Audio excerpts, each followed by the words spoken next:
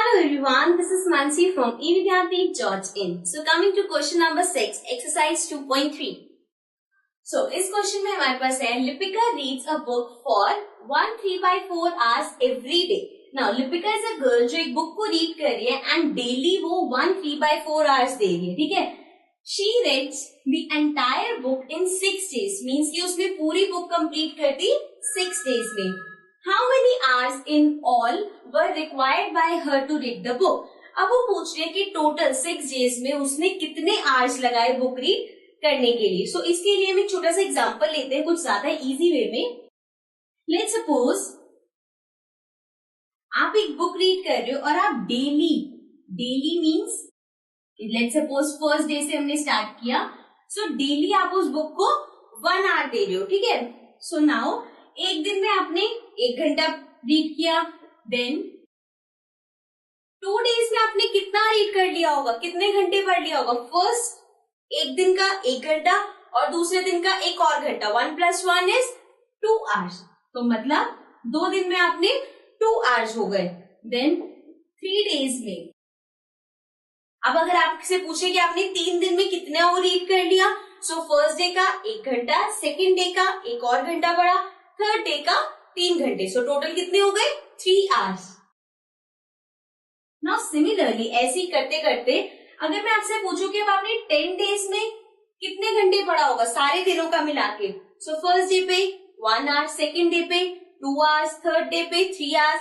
सो 10 days पे हो जाएगा 10 hours, बिकॉज सारे दिनों का एक घंटा मिला के हो जाएगा 10. दैट इज 1 + 10 times 1 1 1 हम ऐड करते रहे, विच मीन्स 1 × 10. समझ में आया.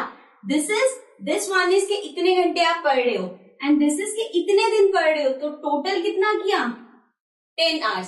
सिमिलरली हमें इसमें आवर्स दे रखे, हमारा आर 1 था, यहाँ पे आर है 1 3/4. हमारे डेज 10 थे और यहाँ पे डेज कितने हैं 6. सो सेम चीज होगी जैसे हमारे पास मल्टीप्लाई करके आंसर आया, इसमें भी मल्टीप्लाई करके आएगा. Fine. So let's start. Now if you want तो आप स्टेटमेंट्स लिख सकते हो इसकी. तो आप स्टार्ट कर सकते हो. She reads in 1 day equals to 1 3/4 hours. Now she completes the book in 6 days. And हमसे क्या पूछा हुआ है, total hours required to read the book will be equal to 6 multiply by 1 3/4. ठीक है. सो अब ये वाले तो हम बहुत बार सॉल्व कर चुके हैं.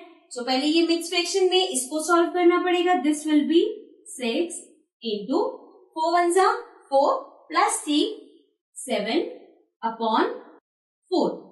सो ये आ जाएगा 7/4 and this is 6.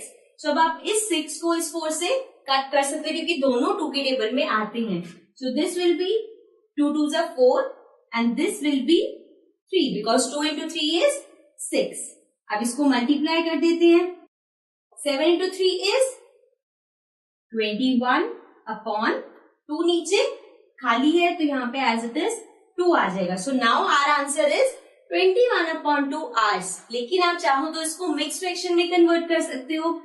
And to convert it in mix fraction 2 divided by 21. So 2 1 = 2. This will be 1 और यहाँ पे आ गया 0. सो आगे हमें करना पड़ेगा 1 कब आता है, सो हमें करना पड़ेगा 2 0s = 0. So this will give me remainder 1.